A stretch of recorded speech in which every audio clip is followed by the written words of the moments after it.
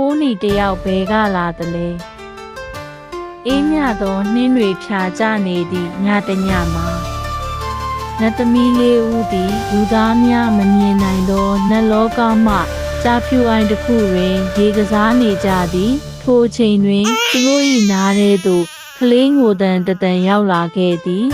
အတန်လာရာသို့လိုက်ကြည့်သောအခါတစ်ပင်အောက်တွင်ငွေကင်းစကလေးတဦးကိုတွေ့ရသည်နတ်သမီးတဦးကဟဲဒီကလေးလေးဘယ်ကလာတာလဲဟုအံ့အားသင့်စွာမေးလိုက်သည်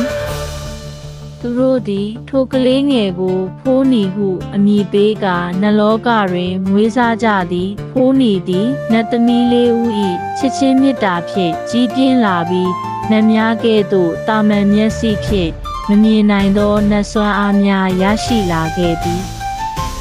ဖိုးနီသည်တိမ်တိုက်များပေါ်မှနတ်သမီးများနှင့်ပြန်တန်းခြင်းစိတ်ကူးရင်တရဝါများနှင့်ကစားခြင်းတောက်ပသောစာအုပ်များမှမော်ပညာသင်ယူရင်းဘာတွေဆက်ဖြစ်လာမလဲစက်သိမ်းပိုင်းလေးမှာကြည့်ကြမယ်နော်